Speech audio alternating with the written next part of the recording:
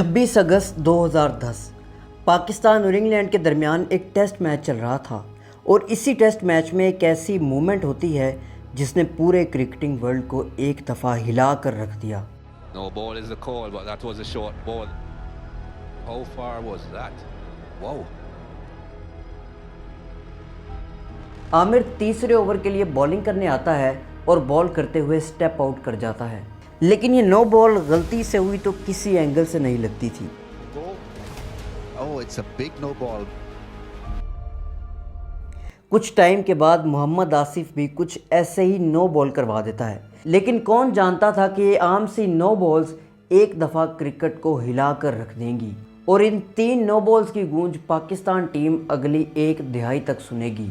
ये कहानी है लालच और धोखे की, वो धोखा जो अपने मुल्क के साथ किया गया। A shameful story, and I'm angry. Absolutely, I don't have words. I'm in a state of shock. कहानी की शुरुआत करते हैं 2009 से। पाकिस्तान की टीम श्रीलंका को T20 वर्ल्ड कप के फाइनल में हराती है और यूनुस खान की कप्तानी में पाकिस्तान T20 चैंपियन बनता है। Pakistan invade the pitch. Handshakes all round. It's been a wonderful tournament. A fantastic tournament. और इसके बाद ही पाकिस्तान की टीम में काफ़ी उतार चढ़ाव आते हैं। बार बार कप्तान का बदल जाना, ड्रेसिंग रूम में यूनिटी ना होना और प्लेयर्स का एक दूसरे के अगेंस्ट ग्रुपिंग करना, कुछ इस तरह की खबरें सामने आने लगी। पाकिस्तान की क्रिकेट में अंदर ही अंदर पॉलिटिक्स चल रही थी, लेकिन ऐसे में पाकिस्तान को एक अच्छी चीज़ तो मिल गई थी और वो था 17 साला नौजवान Mohammad Aamir. Oh, no strike play this time. In fact, the ball has gone on to dislodge a leg stump. वो जिसके पास कुछ एक्स्ट्रा टैलेंट था, वो जो अपनी इस एक्स्ट्रा एबिलिटी के साथ अच्छे बैट्समैन को अपने सामने झुका सकता था। 2009 में पाकिस्तान ऑस्ट्रेलिया से ओडीआई सीरीज़ खेलती है और आमिर इसमें बहुत अच्छा परफॉर्म करता है। उसके सामने शेन वॉटसन भी डरा हुआ नज़र आ रहा था। आमिर ने T20 मैच का आखिरी ओवर भी मेडन किया और इस एक ओवर में ऑस्ट्रेलिया की 5 विकेटें गिरी।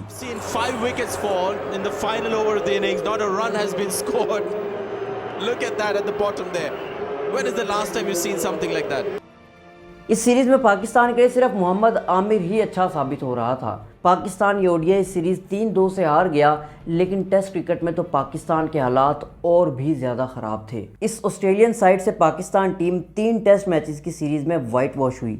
2007 से लेकर 2010 तक मुसलसल पाकिस्तान टीम का टेस्ट क्रिकेट में डिक्लाइन चल रहा था।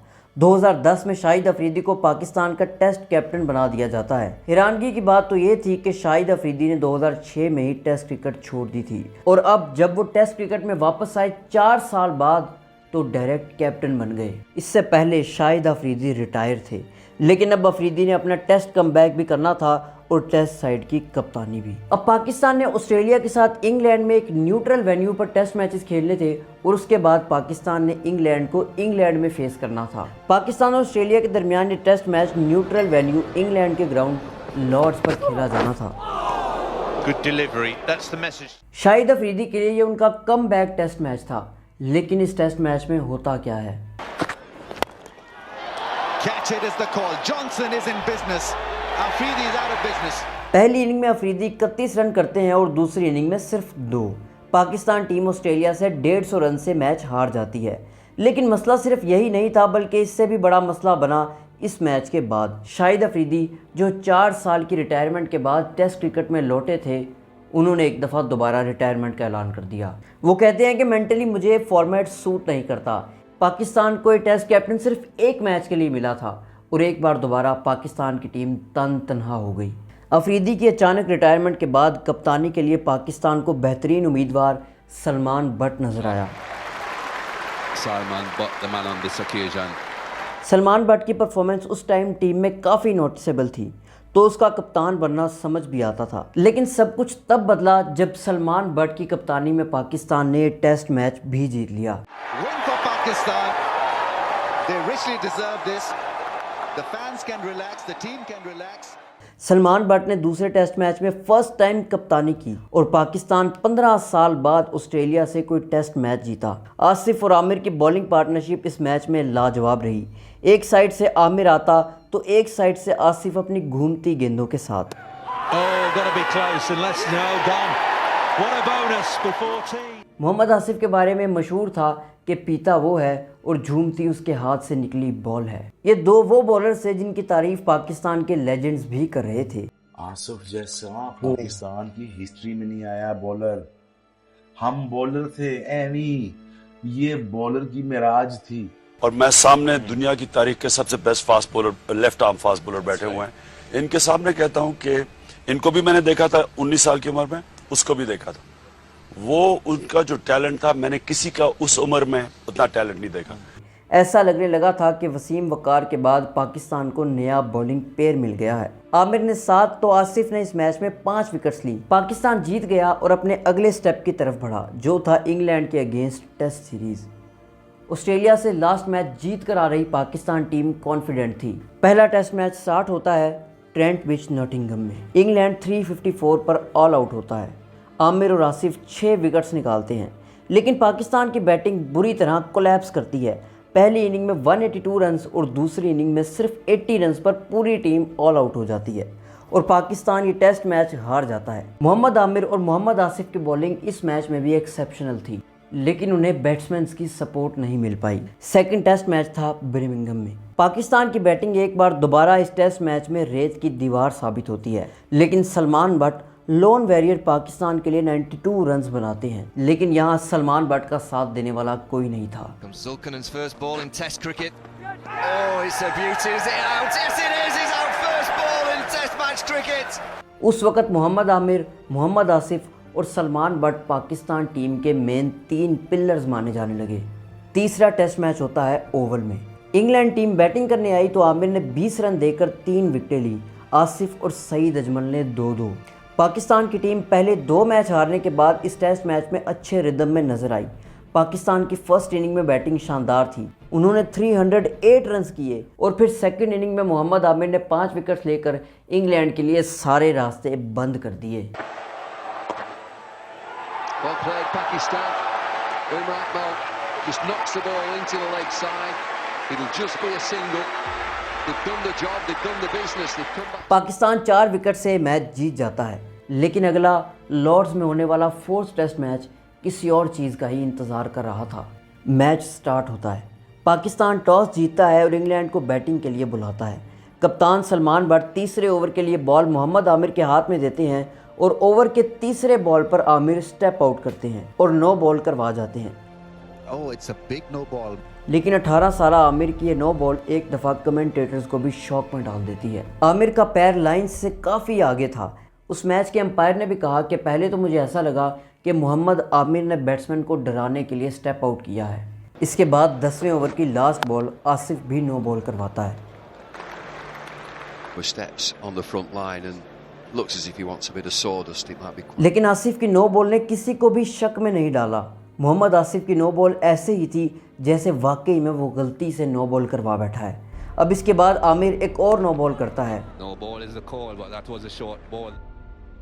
How far was that? Wow.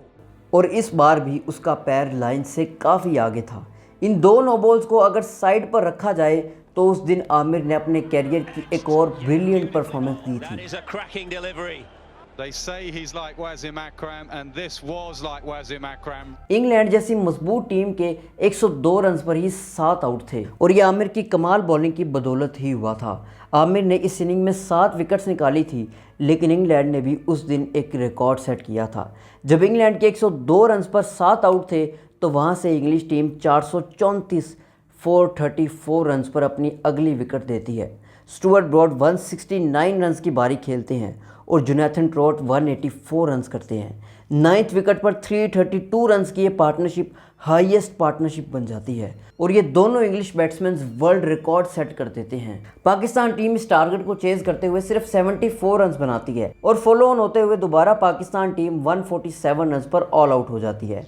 यानी पाकिस्तान दोनों बारियों को मिलाकर भी इंग्लैंड का सिर्फ एक दफ़ा किया गया स्कोर ही नहीं कर पाता। अब ये मैच इस ब्रिलियंट पार्टनरशिप पर भी याद रखा जा सकता था, लेकिन इस मैच पर धब्बा लगाया न्यूज़ वर्ल्ड की एक रिपोर्ट ने। मैच के आखिरी दिन 29 अगस्त 2010 को न्यूज़ वर्ल्ड के अखबार में एक हेडलाइन छपती है, Pakistan cricket cheats caught in 150K pounds batting scam. और अखबार में शाया होते हैं पाकिस्तान के 3 प्लेयर्स, कप्तान सलमान बट, 18 साल नौजवान मोहम्मद आमिर और जादुई बॉलर मोहम्मद आसिफ। ये तीन उस वक्त पाकिस्तान टीम के पिलर्स थे और ये तीनों न्यूज़ वर्ल्ड की इस रिपोर्ट के मुताबिक फिक्सिंग में मुलव्विस थे। अब स्पॉट फिक्सिंग और मैच फिक्सिंग में फ़र्क क्या है? मैच फिक्सिंग में पूरे का पूरा मैच ही फिक्स होता है, यानी मैच का रिजल्ट पहले से ही पता होता है कि ये टीम ये मैच जीतने वाली है।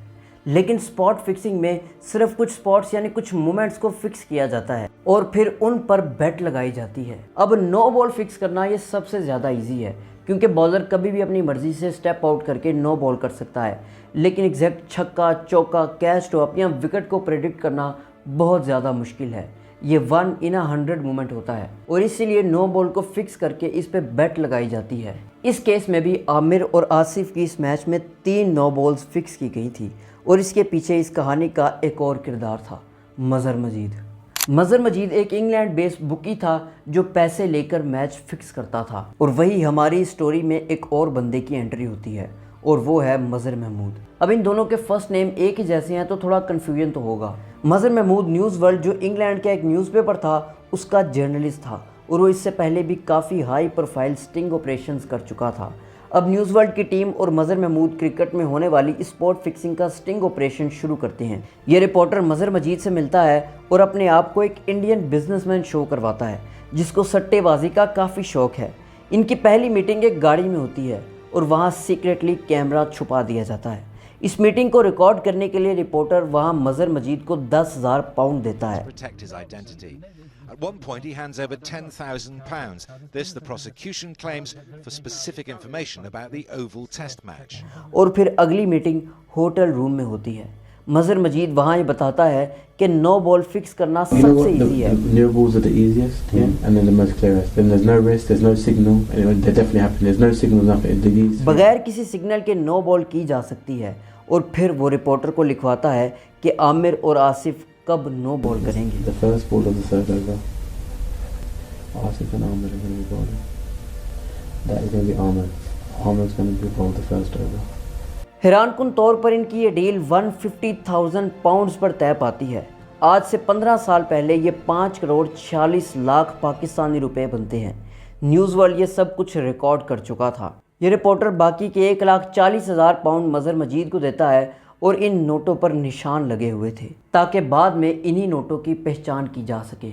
जो सिनेरियो इस इंटरव्यू में बताया गया था, अगले दिन सेम टू सेम मैच में वही हुआ। जब न्यूज़ वर्ल्ड ने दुनिया के सामने स्पॉट फिक्सिंग का चेहरा रखा तो पूरा क्रिकेटिंग वर्ल्ड हैरान होकर रह गया। I don't have words, I'm in a state of shock. Pakistan cricket board ने स्कॉटलैंड पुलिस की इस सारी मामले में मदद की। इन तीनों के फ़ोन भी सीज कर दिए गए थे। इन प्लेयर्स के कमरों पर छापा मारा गया और वहां से निशान लगे हुए नोट भी बरामद हुए। पुलिस इनको उठाती है और ये कोर्ट में पेश होते हैं। सलमान भट्ट पर 10 साल का बैन लगता है, आसिफ पर 7 और मोहम्मद आमिर पर 5 साल का बैन लगाया गया। सलमान भट्ट 26, आसिफ 28 और आमिर उस वक्त सिर्फ 19 साल का एक नौजवान लड़का था। मुख्तलिफ क्रिकेट माहिरीन का कहना यह है कि बज़ाहिर अब इन तीनों क्रिकेटर्स का जो क्रिकेट करियर है वो खत्म हो चुका है। अगर किसी के लिए मुमकिन होगा क्रिकेट में वापस आना तो वो मोहम्मद आमिर के लिए हो सकता है, लेकिन वो भी 5 साल के बाद। और एक बात जो कि इस ट्राइब्यूनल के सरबराह ने कही कि वो कम सजा देना चाहते थे शायद मोहम्मद आमिर को, लेकिन कानून ने उसकी इजाजत ही नहीं दी। उसने अभी अपना टैलेंट दुनिया को दिखाना था। Clean him up with a beautiful... उसकी क्रिकेट अभी सिर्फ शुरू हुई थी और शुरुआत में ही उस पर बैन लग गया था। आसिफ और सलमान भट्ट का कैरियर तो यहाँ ख़त्म हो गया, लेकिन मोहम्मद आमिर क्योंकि वो बहुत यंग था वो अभी भी क्रिकेट में वापसी कर सकता था अपनी सज़ा काटने के बाद। आमिर ने इतराफ़ जुर्म किया और आमिर बार बार ये कहता रहा कि वो नो बॉल नहीं करना चाहता था, लेकिन उसे नो बॉल करने के लिए उकसाया गया। अपने आप को कोस रहा था कि ये क्या हो रहा है, मैं क्या कर रहा हूँ, या क्रिकेट के साथ गलत है, क्योंकि चीटिंग है। कोई भी छोटी सी भी आप गलत चीज़ कर रहे हो, चीटिंग होती। इसके बाद आमिर ने इंटरनेशनल क्रिकेट में वापसी भी की, लेकिन तब भी उसे शर्म का सामना करना पड़ा। मोहम्मद आमिर को उसके रिटर्न पर नोट दिखाए गए। हफीज़ और अजहर अली ने आमिर के साथ प्रैक्टिस करने से ही मना कर दिया और रमीज़ राजा के मुताबिक भी आमिर को दोबारा क्रिकेट में चांस नहीं मिलना चाहिए था। लेकिन एक मौका तो हर इंसान डिज़र्व करता है। आमिर से वो गलती हुई, उसके बाद आमिर ने अपने आप को प्रूव करके दिखाया। 2017 की चैंपियंस ट्रॉफी, 2016 का T20 वर्ल्ड कप आमिर ने कमाल की परफॉर्मेंस दी और 2017 की चैंपियंस ट्रॉफी पाकिस्तान को जितवाने में आमिर का एक बड़ा किरदार था। खैर, स्पॉट फिक्सिंग इंसिडेंट ने पाकिस्तान से उस वक़्त के 3 हीरे छीन लिए। तो दोस्तों, आप पाकिस्तान टीम के स्पॉट फिक्सिंग इंसिडेंट पर क्या कहते हैं, कमेंट करके ज़रूर बताइएगा। उम्मीद है आपको ये वीडियो पसंद आई होगी। मिलते हैं किसी और नई वीडियो में, अब तक के लिए इतना ही।